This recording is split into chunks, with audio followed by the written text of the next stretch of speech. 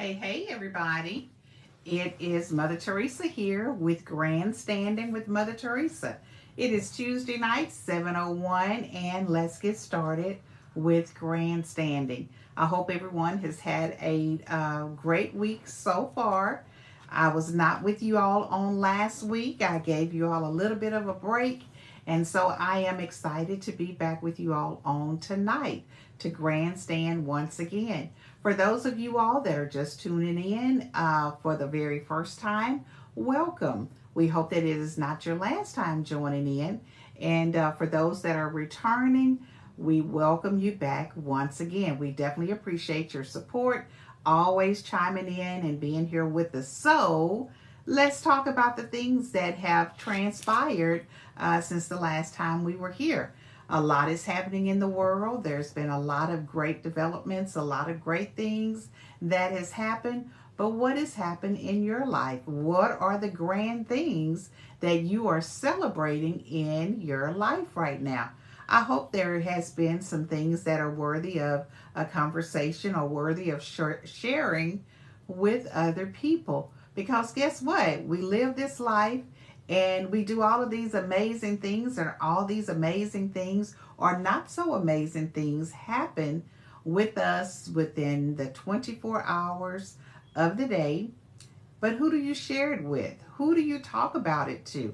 Who do you tell about the good things that's happening in your life, or the things that maybe that you need somebody to stand in the gap for you? Who are those people that are in your village or a part of your village?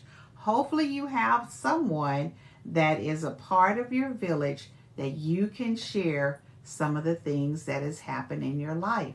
We have the Call Pepnor crew, which is my group of people, which is my family. And so that is one of the group that I have with me. So that is my crew. And so, and the Call Pepnards, that's a combination of all of our names, the three families that's a part of my family. That's who we are. So tonight, I'm coming to you once again with information from Conversations from the Mother's Heart. And on tonight, I am going to be talking about or coming from chapter 30. For those of you all, the newcomers, if you do not know what Conversations from a Mother's Heart, this is a journal for mothers. And it's a journal that I wrote a couple of months ago. And I have been sharing different chapters from this book with my audience on Tuesday nights. So on tonight, and you can get this at Amazon, okay? So on tonight, we're going to be talking about keeping the family album. And I want to say that I may have kind of touched on this a little bit before, but I wanted to share with you all some of the things in keeping the family album because of a recent trip that I had home with my mom and a conversation that I had with my mom. And that conversation, I'm going to share that a little bit later. As soon as I can get the video and everything together, I'm going to share that conversation with you that I had with my mom. But one of the things that I learned from my mom, which she had shared it with my oldest daughter, Net, she said that that we're mispronouncing my name, and that we have been mispronouncing my name for several years. My mom also went on to explain to me that she thought that we had changed it. And I told her, Mom, no, we cannot change my name. Whatever. So it's a whole conversation that I had with my mom about my name. And so that made me start thinking about when we're keeping the family album, as some of the things that it says in my journal, which this is a journal. It says, reflect on a family photo that holds a special memories. Describe the story behind it. So I guess because I took a picture with my mom on Saturday. My photo would be the picture of me and my mom together laughing about the story that she just shared with me about my name. And so when we're thinking about our families, and families I talk about quite often. At almost every single um, live stream that I do, I'm talking about my family. And I'm talking about my family because of the importance that my family holds in my heart. And so when I'm thinking about my family, I'm thinking about the good, I'm thinking about maybe the not so good, I'm thinking about the days gone by, which is a lot of the times that I am talking about are the days gone by. And so when I think about the days gone by, I think about those days gone by because I cannot get those days back. And as a mother that has adult children, one of the things that I will say is that I absolutely loved when my children were younger. Now, there were some days that were hectic, and I do mean hectic, but those were some of the best days. And I want to encourage the moms that are out there that have young children. Listen, before you know it, those children will be adults like mine are. And you're going to yearn for those times where you could hold your children. You're going to yearn for those days that when they had whatever that was going on in their lives and they wanted their mama, okay? They wanted to sit in your lap or sit in my lap, and and everything was right with the world for them. And not discounting daddy, and my husband and the role that he played as a father, but I'm talking about me as a mom. And I'm talking about how I felt as a young mom with and not so young because I had my son Will when I was older, but even when as a young mom, when my children were young, let's just say when my children were younger.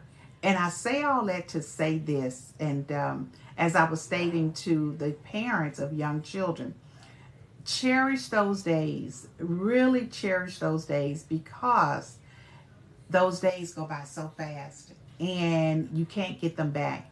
And you're left with the memories that you have in your head, and then also with pictures or videos or conversations. But I tell you, cherish those times and make those moments count. Make those moments count. And sometimes it's good to just kind of chill and relax and whatever, but make sure that your children know that you are a part of their lives, an integral part of their lives, because you're taking time out with them. Make sure that you're doing those fun things with them. Make sure you're doing those things that sometimes are not so fun, but because you are being a parent, you are trying to instill in them, the right things versus the wrong things. And you're also trying to teach them. You're trying to teach them about life, you all. And I tell you, sometimes we can think now as adults and we think about life as being so difficult. But guess what? For the children as they are little, their whole life is about play, or it should be about play and having fun and exploring and doing all those different things. So make sure, if you can ensure that they are experiencing that, please do so. Take the time to play with those kids. Take the time to really get involved. And I know after a hard day's work, and you're tired, you're ready to just relax. You may be ready to escape to your bedroom or do your own thing, but make sure that you are spending some quality time with those kids. Now, working moms or single moms, I know this is a little bit more difficult for you, but I watched my mom, and talking about the family album, I watched my mom as a young girl. Seemed like she was doing everything, or she did do everything. Not seems like it. Mama, you did an excellent job. And I'm not sure who is watching me right now, but Mom, you did an excellent job. You're an excellent role model. And I have no one to thank but you. And so one of the things that I will say is that my mom, although we knew she was having a difficult time, sometimes when I look back on it now, I think my mom made it look easy, but I guess that's because it seems like we were always happy. and or we were always in a good place. We always knew that we were loved. We always knew that we were cared for. So in essence, I guess when I'm thinking about that, I can say it seems like my mom made it look easy, although I know now that it was a struggle. I know now that she was struggling to ensure that we were all well taken care of. But guess what? That's what parents do. I can't say that's what mamas do, because not just mamas do it, but parents do. That's what a mother and a father does. And you don't have to be a biological mother or father, but that's what they do. They ensure that their children are taken care of. They are ensuring that the family album is intact. So continue to talking about family album and the different things and the experiences. You all, we've got to make sure that, as I was talking to the younger parents and doing what they can do. And again, I congratulate you all for the hard work that you all are having to do for moms or parents with younger children, and then also the single moms, and the teenage moms, because I was a teenage mom, and we talked about this, my husband and I, and also my daughter, and there is a totally different struggle, and that's a whole nother story for a whole nother time. But being a teenage mom, a young mom, or a mom with younger children, there are struggles that come along with that, that a lot of people, especially the married wives or families, may not understand. But just and so that's why I take my hats off to you, and that's why I say keep doing the great work that you're doing. Some of my listeners I know are on here that may be single moms or moms with young children.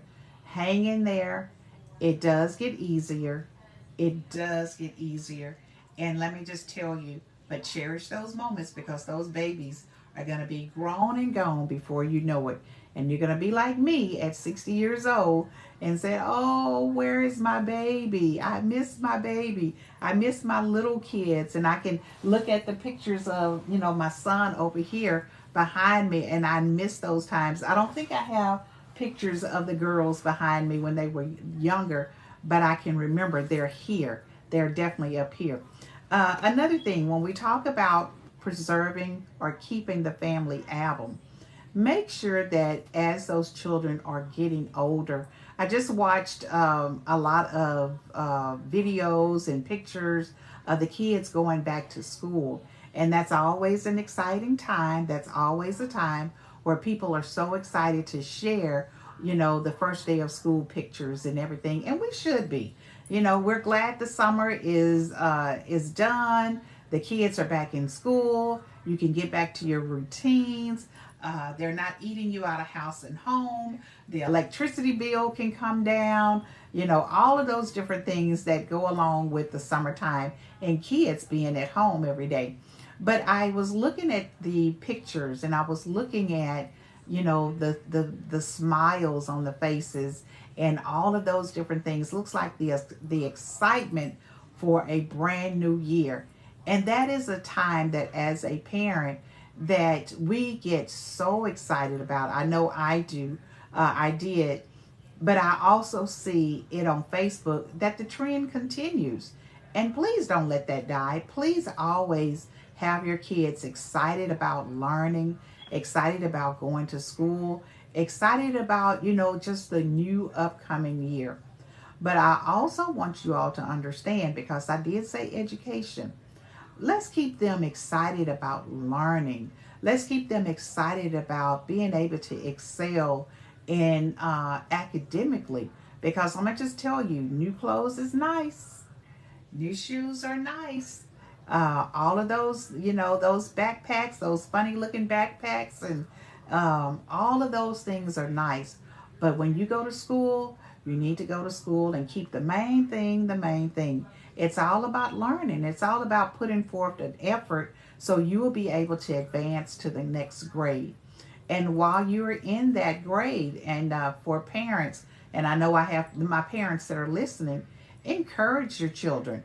Make sure that at nighttime that you are making sure that not only are you playing with them and giving them some, some family time, but make sure that they have some study time. Make sure that they have a nice place that they can study and do their homework.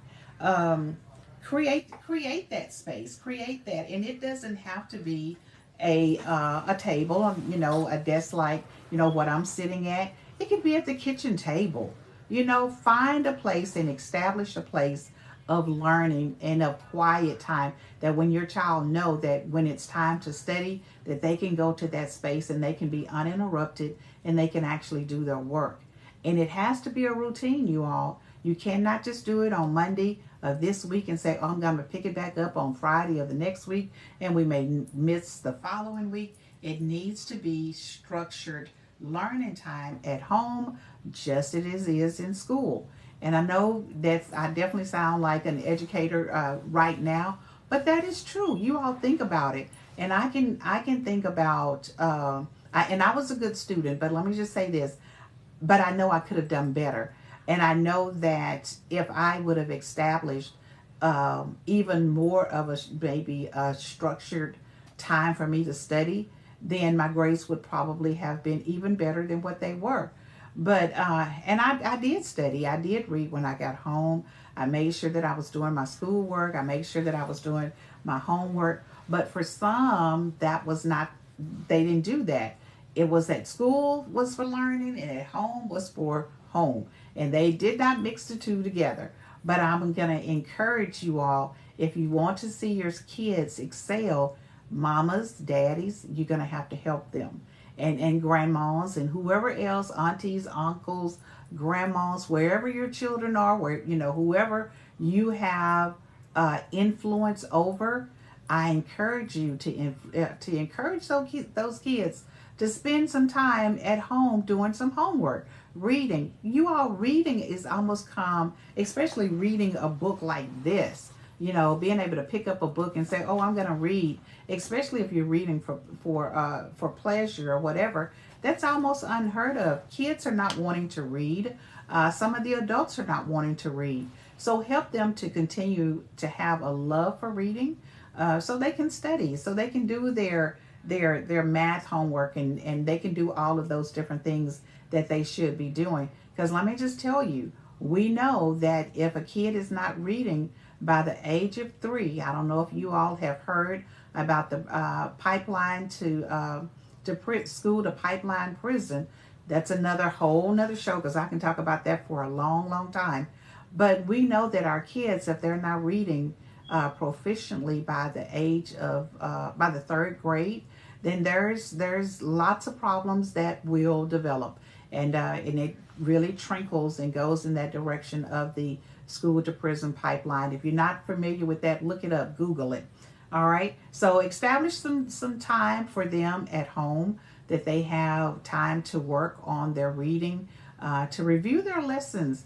Even sometimes if they're just really reviewing the things that they went over the day while they were at school, come home, spend some time, reviewing that. And this may sound like a boring subject. This may sound like something like, oh, Mother Teresa, why are you talking about this? But listen, these are nuggets of wisdom that I tried to share with you all, that if you do it, it will definitely see a difference. It'll make a difference in your kids' lives, and not only their lives, but it'll make a difference in your lives, because guess what? Your kids are not going to school, causing any types of behavior disruptions. They're actually doing their work. They're being good students. They are getting their work done. They're being good, kind, academically on track students. And that's what we want. That's what we strive for. At least I know that is something that I wanted for my kids, and I definitely wanted for my grandchildren. So the other thing is talking about keeping the family avenue. And I'm just going to continue to go down with the path that I'm talking about. Another thing too is make sure that, and this is going to sound weird coming from a person who does not like to cook, but make sure that your kids have a hot meal, if at all possible, in the evening time when they come home. Make sure that you're feeding those kids. I can remember Will used to tell me, that in the lunch line, it was only certain things that he wanted. And although I understood they had really good food, but it was only certain things that he wanted to eat. And a lot of times it was junky junk food, okay? So when he comes home, we need to make sure that he has a good hot meal. His daddy may have to prepare it, hint, hint, honey, but a good hot meal. So make sure that you are preparing meals for those kids, feeding those kids something to eat when they come home. And it doesn't have to be anything elaborate. You know, most kids love chicken nuggets and hot fries or whatever. Now, you can't have that every day, but you can definitely make sure that those kids have a good meal. So I've kind of been rambling a little bit about just kind of stuff of whatever I'm talking about. But one of the things I do want to say is that with your family, our family is our most precious commodity that we have.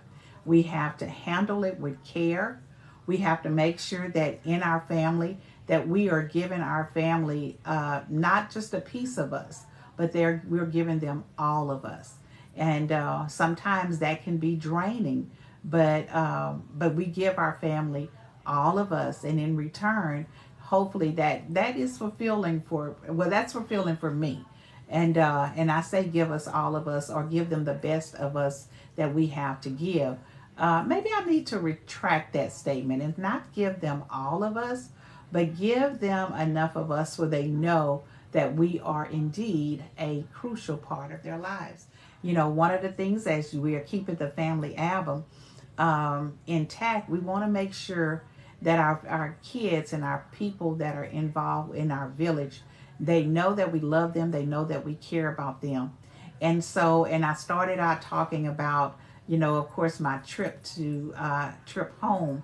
And one of the things that I often state that when I go home to Nacogdoches, I'm home to take care of my mom, or I'm home to when I say take care of, you know, it may not be a physical taking care of, but I'm there to do whatever she needs me to do. A lot of times it's maybe paperwork, or, you know, reading something, or getting something done that she needs on a different side. But I don't have time to go out and visit with, you know, my friends, or stop by and do this. Usually when I'm there, I am there because I want to give her my full attention, and I want to give her the time that I have there, because a lot of times it's limited. You know, it may be a day trip like I had to do for Saturday, and then sometimes it is an overnight trip. And Mom, I'm planning it. I'm trying to see when I can come back and actually spend the night. So when my time is limited there, I try to devote all of my time to making sure that I am being there with my mother. And so and I love that. I love that.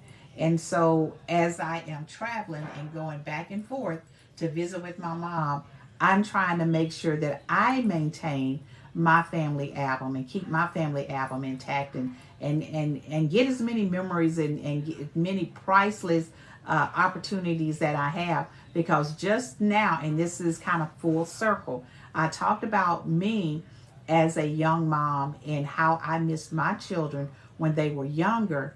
Well, now as my mom, who is 81 years old, I'm her adult daughter. So the times that she had me when I was a little kid, you know, when I was her baby, when I was, you know, that little bitty kid, you know, now she can see me as an adult. And so that family circle is like it's come full circle. And so I'm so very thankful for my mom. I'm so very thankful for my family. And I may not say it enough, and hopefully you all can jump on this challenge. I challenge you all to tell your family just how much they mean to you.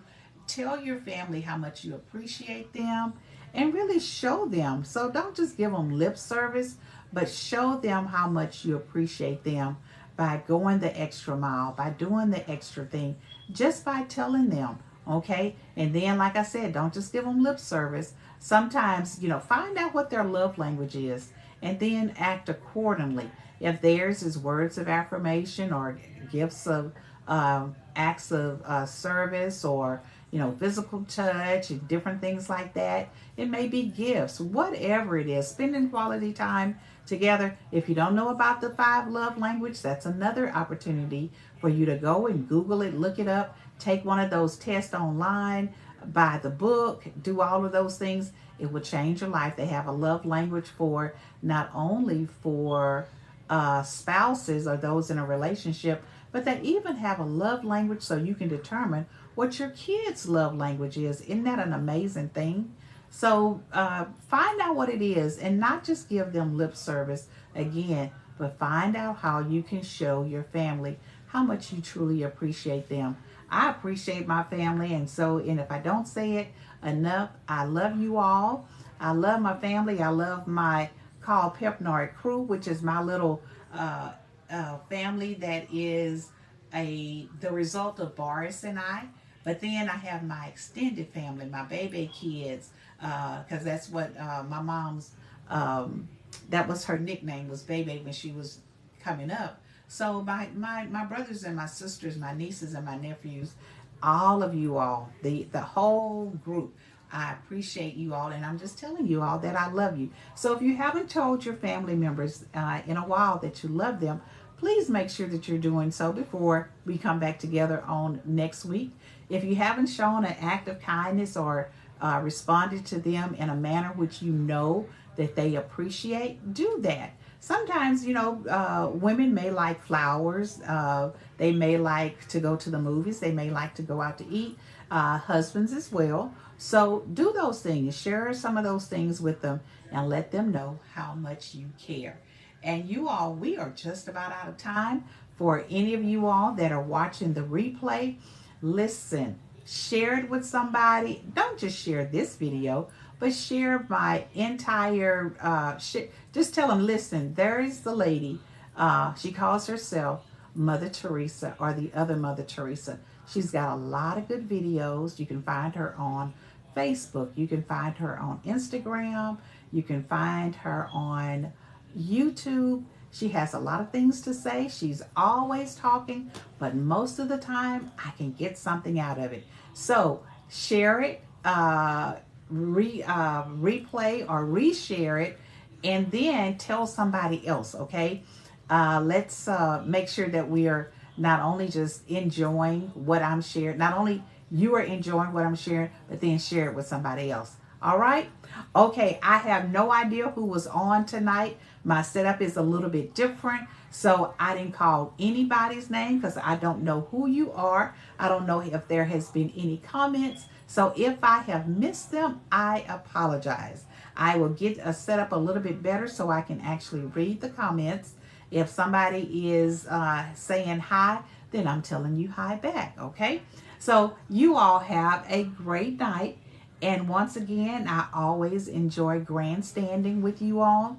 You never know, I might talk about a subject that you really, really need to hear about.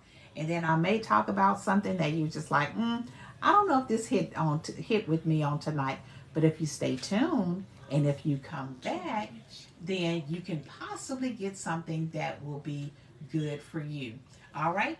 All right, everybody. One of the other things, okay, real quick, I share with you all that I was going to start coming to you from Tales, not Tales from the Clothesline.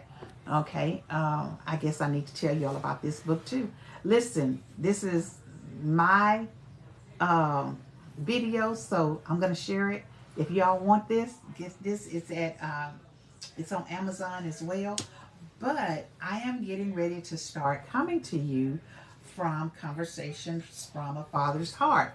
This is my latest work, and I think it's really good. And so I just wanted to talk to the men folk. I wanted to share some things to the men. So this is also available on Amazon. It's a companion journal to Conversations from a Mother's Heart. So get both of them, okay? I think you'll enjoy them.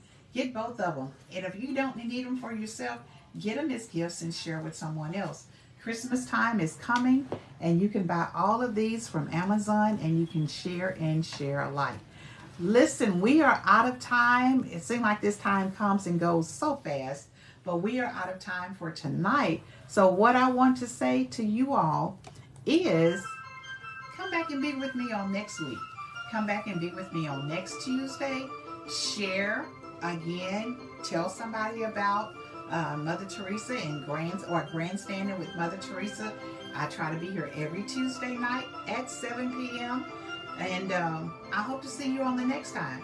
All right. Good night, everybody.